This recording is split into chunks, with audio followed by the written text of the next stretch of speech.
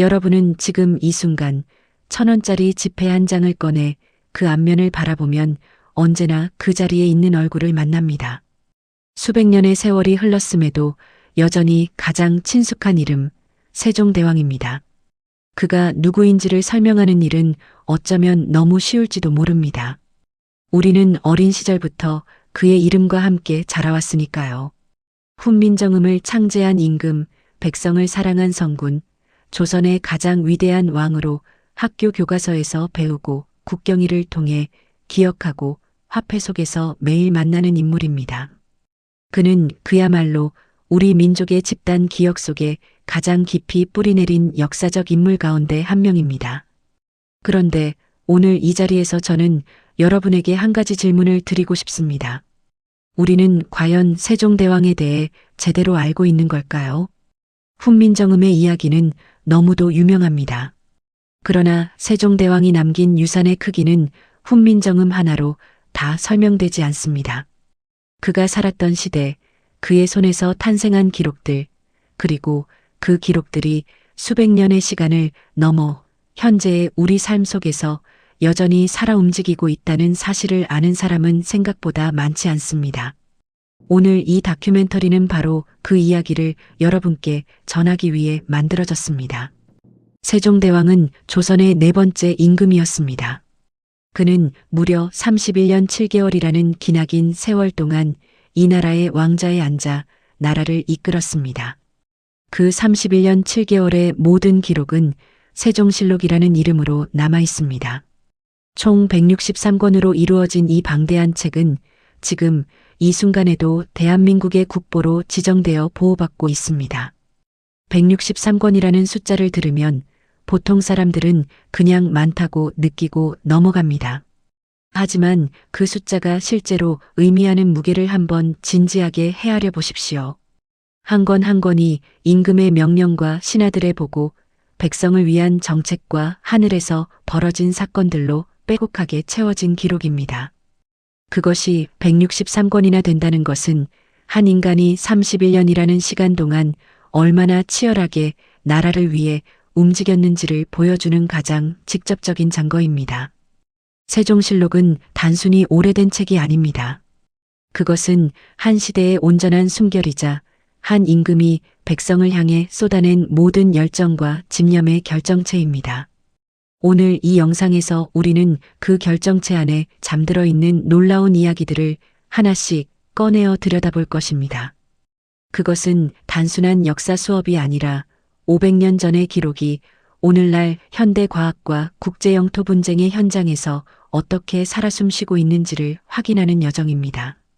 이 영상이 여러분의 마음에 조금이라도 새로운 울림을 준다면 지금 바로 영상 아래에 있는 좋아요 버튼을 눌러주시기 바랍니다. 그리고 앞으로도 이런 깊이 있는 역사 이야기를 계속 받아보고 싶으시다면 채널 구독도 함께 부탁드립니다. 구독과 좋아요는 이런 다큐멘터리를 계속 만들어 나갈 수 있는 가장 큰 원동력이 되어줍니다. 여러분의 작은 클릭 하나가 500년 전의 이 위대한 이야기를 더 많은 분들에게 전달하는 소중한 씨앗이 됩니다. 자, 그럼 지금부터 세종대왕의 숨겨진 이야기 속으로 함께 깊이 들어가 보겠습니다. 세종실록을 처음 마주하는 역사학자들은 대개 두 가지 감정을 동시에 느낀다고 합니다. 하나는 그 방대한 분량에 대한 경외감이고 다른 하나는 그 분량을 보고도 여전히 채 담지 못한 내용이 있다는 사실을 알게 될 때 오는 묘한 충격감입니다. 조선의 역대 왕들이 남긴 실록들은 대부분 편년체, 즉 시간 순서에 따라 일어난 일들을 차례차례 기록하는 방식으로만 이루어져 있습니다. 그것이 실록의 기본 형식이었고 다른 왕들의 경우에는 그 형식 하나로 충분했습니다. 그런데 세종실록은 달랐습니다. 본편 외의 지리지, 올해, 악보, 칠정산 내편, 칠정산 외편과 같은 특별한 부록들이 별도로 편찬되어 함께 묶여 있습니다. 이 부록들이 왜 생겨났는지를 이해하는 것은 매우 중요합니다. 그것은 단순히 내용이 많아서가 아닙니다. 세종대왕의 업적이 너무나 많고 너무나 탁월해서 일반적인 편년체 실록 본편 안에 도저히 다 담을 수가 없었기 때문입니다. 실록을 편찬하는 학자들이 고민에 빠졌다는 것은 충분히 상상이 됩니다.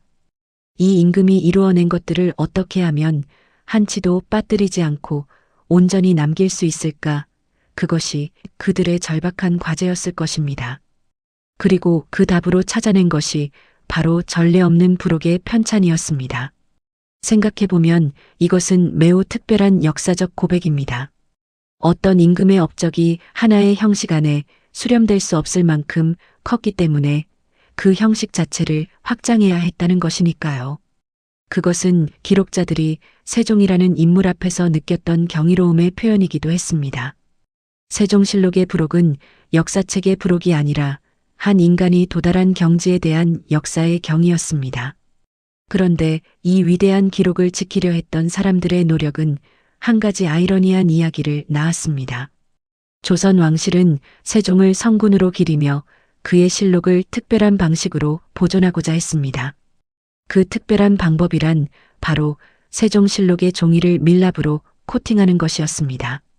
밀랍은 벌집에서 얻는 천연 소재로 종이 표면을 단단하게 감싸 외부의 습기나 충격으로부터 보호해 줄 것이라는 기대를 받았습니다. 세상에서 가장 위대한 임금의 기록을 세상에서 가장 오래 남기고자 했던 마음, 그것이 밀랍본 제작의 출발점이었습니다. 왕실의 그 간절한 마음은 충분히 이해가 됩니다. 그러나 역설은 언제나 인간의 최선에서 피어납니다. 밀랍으로 코팅된 종이는 빛을 반사하게 되었습니다. 이 예상치 못한 문제는 훗날 기록을 디지털로 보존하기 위해 마이크로필름으로 촬영하려 했을 때 심각한 장애물이 되었습니다. 빛이 반사되어 선명한 촬영이 몹시 어려워졌기 때문입니다. 거기다 시간이 흐르면서 밀랍 자체가 변색되거나 균열이 가는 현상이 나타났습니다. 영원히 지키려 했던 코팅이 오히려 기록을 서서히 위협하는 원인이 된 것입니다. 결국 명종시대 이후로는 더 이상 밀랍본을 만들지 않게 되었습니다. 지키려는 마음이 빚어낸 역설적인 실패였지만 그 실패마저도 세종실록을 향한 깊은 경의와 사랑의 흔적이라는 점에서 우리는 다시 한번 숙연해집니다. 이제 우리는 세종실록이 단순히 역사를 기록한 책이라는 익숙한 인식을 넘어 완전히 새로운 차원의 이야기 속으로 들어가야 합니다. 세종실록이 품고 있는 내용들을 들여다보면 이것이 그저 왕의 명령이나 신하들의 보고를 모아놓은 문서 더미가 아님을 깨닫게 됩니다. 그것은 하늘을 담고 있고 땅을 담고 있고 시간을 담고 있습니다. 세종대왕이 꿈꿨던 통치의 스케일이 어느 정도였는지를 이해하려면 우리는 그가 무엇을 보고 있었는지를 먼저 알아야 합니다. 세종대왕은 하늘을 보았습니다. 단순히 아름답다거나 신비롭다는 감상으로 바라본 것이 아니었습니다. 그는 하늘의 움직임을 측정하고 그 안에서 규칙을 찾아내고 그 규칙을 백성의 일상적인 삶과 연결하고자 했습니다. 이것은 그 당시 동아시아에서 매우 도전적인 발상이었습니다. 당시 동아시아에서 하늘과 시간을 기록하는 방식은 중국의 역법, 즉 중국에서 만들어진 달력 체계가 모든 것을 지배하고 있었습니다. 조선도 오랫동안 이 중국식 달력을 그대로 받아다 사용하는 것이 당연한 일이었습니다. 그런데 세종은 이 당연한 현실에 근본적인 의문을 품었습니다. 중국의 수도에서 계산된 하늘의 움직임이 그 땅에서 수백 킬로미터 떨어진 조선 땅에서 바라본 하늘의 움직임과 과연 정확하게 일치할 수 있는가? 그 답은 분명히 아니오였습니다. 위도와 경도가 다른 두 곳이 완전히 같은 하늘의 시간을 공유한다는 것은 천문학적으로 불가능했습니다. 중국에서 보이는 일식의 시작 시각과 조선에서 보이는 일식의 시작 시각은 달랐습니다. 중국의 달력이 알려주는 절기와 실제 조선 땅에서 씨앗을 뿌리기에 가장 좋은 때가 반드시 일치한다고 볼 수도 없었습니다. 세종은 이 불일치를 직시했습니다. 그리고 그 불일치를 해결하기 위한 가장 근본적인 방법을 선택했습니다. 그것은 중국의 달력에 의존하는 대신 조선의 하늘을 조선의 방식으로 직접 관측하고 계산하는 독자적인 역법을 만드는 것이었습니다. 이 결심은 단순한 학문적 호기심이 아니라 나라의 주권과 백성의 삶에 관한 깊은 통찰에서 비롯된 것이었습니다. 그리하여 세종의 지휘 아래 조선에는 전에 없던 천문 관측 기기들이 탄생하기 시작했습니다. 혼천의 간해, 소간해, 앙부이구, 자경루, 이 이름들은 단순한 유물의 이름이 아닙니다. 이것들은 중국의 시간에서 독립하겠다는 조선의 선언이었으며 우리 스스로의 하늘을 우리 스스로의 눈으로 읽겠다는 세종 임금의 의지가 금속과 돌과 나무 위에 새겨진 결과물이었습니다. 혼천이는 하늘의 구조를 본떠 만든 둥근 기구로 천체의 위치와 움직임을 측정하는 데 사용되었습니다. 하늘을 하나의 거대한 구체로 보고 그 구체의 움직임을 손안에서 재현해낸 정교한 장치였습니다. 간이는 그보다 더 간결하게 설계된 천문 관측 도구로 실용적인 사용을 염두에 두고 만들어졌습니다. 소간이는 간이를 더욱 작고 가볍게 제작하여 어디서든 활용할 수 있도록 한 휴대용 관측 기기였습니다. 앙부이구는 솥을 뒤집어 놓은 것 같은 독특한 형태의 해시계였습니다. 오목하게 파인 면 안에 시각과 절기를 나타내는 눈금들이 정밀하게 새겨져 있어 태양빛이 들이우는 그림자의 위치를 통해 시간과 계절 정보를 읽어낼 수 있었습니다. 자경루는 물의 흐름을 이용한 자동 물시계였습니다. 정해진 시간이 되면 스스로 소리를 내어 시각을 알려주는 자동화 장치가 내장되어 있어 인력 없이도 시간을 알릴 수 있는 놀라운 기계였습니다. 이 기기들을 만들어낸 목적은 명확하고도 현실적이었습니다. 일식과 월식을 정확하게 예측하고 농사에 꼭 필요한 절기와 시간 정보를 백성들에게 올바르게 전달하기 위해서였습니다. 당시 백성들에게 농사는 생존 그 자체였습니다. 씨앗을 언제 심어야 하는지, 물을 언제 대야 하는지, 수확의 적기는 언제인지를 정확히 알아야만 굶주림을 피할 수 있었습니다. 만약 달력이 조선의 실제 하늘과 어긋나 있다면 그 오류는 백성의 밥상 위에서 직접적인 재앙으로 나타날 수 있었습니다. 세종에게 천문학은 학문이 아니라 백성을 먹이는 통치의 도구였습니다. 하늘을 정확히 읽는 것이 곧 백성을 살리는 일이었습니다. 세종의 천문기기 개발은 바로 이 절박한 인식에서 출발한 것이었습니다. 그리고 이 모든 노력과 집념이 쌓인 결과 조선은 세계 최고 수준의 천문 관측과 천문 기록을 남기는 나라로 발돋움할 수 있었습니다. 그 기록들이 훗날 어떤 놀라운 결실을 맺게 되는지는 잠시 후에 이야기하겠습니다. 한편 세종의 시선은 하늘만을 향하고 있지 않았습니다. 그는 동시에 발 아래의 땅을 향해서도 눈을 내리깔고 있었습니다. 조선 팔도 그 방방곡곡의 실상을 낱낱이 파악하는 것 역시 그의 통치에서 결코 빠뜨릴 수 없는 중요한 과제였습니다. 하늘의 시간을 정확히 알더라도 땅의 실상을 모른다면 나라는 제대로 다스려질 수 없었습니다. 세종실록의 부록 가운데 하나인 세종실록 지리지는 바로 이 필요에 응답한 결과물입니다. 이 책에는 나라를 다스리는 데 필요한 인구, 토지, 군역 등의 정보가 체계적이고 상세하게 정리되어 있습니다. 세종실록 지리지는 조선 최초의 국가공인 전국지리지라는 역사적인 의미를 가집니다. 이전까지 조선의 지방은 각 지역의 호족 세력들이 저마다의 방식으로 운영되고 있었고 중앙정부가 전국의 실장을 정확히 파악하기 어려운 구조적 한계가 있었습니다. 지방을 제대로 모르면 나라를 제대로 다스릴 수 없습니다. 세금을 얼마나 거두어야 할지, 군사를 어디서 얼마나 동원할 수 있는지, 어느 지방에 어떤 지원이 필요한지를 알 수가 없으면 통치는 공허한 외침에 불과해집니다. 세종실록 지리지의 편찬은 이 구조적 한계를 정면으로 돌파하는 작업이었습니다. 지방 호족 세력을 수령 아래로 체계적으로 종속시키고 강력한 중앙집권 국가로 나아가겠다는 조선의 의지가 이 한 권의 책 안에 집약되어 있었습니다.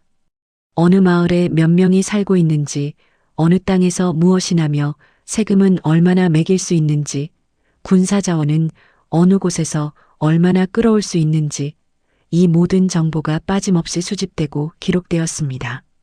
임금의 눈과 귀가 전국 방방곡곡에 닿아 있다는 선언. 그것이 세종실록 지리지의 본질이었습니다. 이제 세종실록 지리지가 남긴 가장 빛나는 결실 앞에 우리는 서게 됩니다.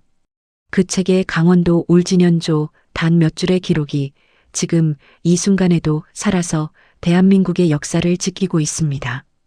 그 기록에는 우산과 무릉, 두 섬이 날씨가 맑으면 서로 바라볼 수 있는 거리에 있다고 쓰여 있습니다. 우산은 지금의 독도입니다. 무릉은 지금의 울릉도입니다. 이 두 섬이 조선의 공식 기록에 당당히 이름을 올린 것은 세종대왕의 시대였습니다. 이 기록이 가지는 의미를 단 하나의 수치로 표현할 수 있습니다. 세종실록 지리지의 이 독도 관련 기록은 일본에서 독도와 관련하여 작성된 최초의 기록보다 무려 200년이나 앞선 것입니다. 200년이라는 시간 차이가 무엇을 의미하는지는 굳이 긴 설명이 필요하지 않습니다. 어느 나라가 먼저 그 섬을 알았고 어느 나라가 먼저 그 섬을 자국의 영역으로 인식하고 국가공인 기록에 남겼는지를 명명백백하게 보여주는 것이기 때문입니다. 지금 이 순간에도 독도를 둘러싼 논쟁은 완전히 해소되지 않은 채 국제무대에서 이어지고 있습니다. 그러나 세종실록 지리지의 이 한 줄은 그 어떤 정치적 주장보다도 강력한 역사적 사실로서 대한민국의 독도 영유권을 뒷받침하는 핵심 증거로 인정받고 있습니다. 500년 전에 성실하게 기록된 지리지 한 권이 오늘날 국제분쟁의 현장에서 영토 주권을 지키는 방패가 되고 있다는 사실은 세종의 통치가 단순히 그 시대에 머물지 않았음을 보여주는 가장 생생한 증거입니다. 기록의 힘이 이토록 길고도 깊다는 것을 우리는 독도 이야기에서 새삼 절감하게 됩니다. 그리고 세종실록이 품은 거대한 결실은 이것으로 끝나지 않습니다. 하늘을 향했던 그 눈이 남긴 기록 이야기를 이제 해야 할 때가 왔습니다. 세종 19년 서기 1437년의 3월이었습니다. 조선의 하늘을 매일 밤 관측하는 임무를 맡고 있던 관리들이 매우 이례적인 현상을 목격했습니다. 꼬리 길이가 4~5척이나 되는 밝고도 낯선 별 하나가 갑자기 하늘의 모습을 드러낸 것이었습니다. 이런 천체를 당시의 기록에서는 객성 혹은 신성이라 불렀습니다. 이 낯선 천체는 하룻밤이 아니었습니다. 무려 열나흘, 즉 14날 동안이나 하늘에 머물며 관측되었습니다. 조선의 하늘을 지키던 관리들은 이것을 날마다 빠짐없이 기록했습니다. 그 별이 어느 방향에서 어떤 밝기로 보였는지, 꼬리의 형태는 어떠했는지를 성실하게 붓으로 옮겼습니다. 그리고 그 기록은 세종실록 속에 조용히 잠들었습니다. 그것이 수백 년 후에 세계 과학 역사에서 어떤 역할을 하게 될지는 그 기록을 남긴 사람들도 전혀 알지 못한 채로 말입니다. 기록이 살아남는다는 것은 생각보다 훨씬 어려운 일입니다. 불이 났을 때, 전쟁이 일어났을 때, 홍수가 밀려왔을 때, 혹은 그저 긴 시간의 무게만으로도 종이로 만들어진 책 한 권이 온전히 살아남기란 기적에 가까운 일이기 때문입니다. 세종실록을 완성하기 위해 수많은 사관들이 붓을 들었습니다. 임금의 말 한마디, 신하들의 보고, 한 줄, 하늘에서 일어난 낯선 현상 하나까지 놓치지 않기 위해 그들은 밤을 지새웠을 것입니다. 눈이 침침해져도 붓을 내려놓지 않았을 것입니다. 손이 시려도 등불이 꺼져가도 기록해야 한다는 의무감이 그들을 자리에 붙잡아 두었을 것입니다. 천문기기를 만들었던 장인들도 마찬가지였습니다. 혼천이를 깎고 간이를 조립하고 앙부일구에 눈금을 새기고 자경루의 물기를 조율했던 이름 없는 장인들이 있었습니다. 그들의 이름은 역사에 남지 않았지만 그들의 손끝이 만들어낸 정밀함은 조선의 하늘 기록 수준을 세계 최고로 끌어올리는데 결정적인 역할을 했습니다. 기록의 정확성은 관측 기기의 정밀함에서 나오고 그 정밀함은 이름 없는 장인들의 땀방울에서 나왔습니다. 전국 8도의 정보를 수집하고 정리했던 관리들도 있었습니다. 오지의 작은 마을까지 직접 찾아가 인구를 세고 토지를 측량하고 그 결과를 빠짐없이 기록하여 올렸던 사람들입니다. 그들의 발걸음이 쌓여 세종실록 지리지가 완성되었고 그 지리지 안에 독도의 이름이 새겨졌습니다. 수백 년의 세월이 흐른 뒤에도 영토 분쟁의 현장에서 울림을 주게 될 그 기록은 이름도 남기지 않은 수많은 관리들의 발품 위에서 태어났습니다. 밀랍 코팅이 보존을 위협하는 역설을 만들었음에도 포기하지 않고 더 나은 방법을 찾으려 했던 사람들의 이야기도 있습니다. 완벽한 보존 방법을 찾지 못하면서도 포기하지 않았던 그 집념이 버티어낸 시간들이 쌓여 오늘날 우리가 세종실록을 국보로 만날 수 있게 되었습니다. 1437년의 하늘을 열나흘 동안 지켜보며 기록을 남긴 관리들을 생각해 보십시오. 그들은 자신들의 기록이 500년 뒤에 지구 반대편의 과학자들에게 읽히게 될 것이라고는 꿈에도 상상하지 못했을 것입니다. 그럼에도 그들은 기록했습니다. 정확하게, 성실하게, 한 글자도 흘려보내지 않고 기록했습니다.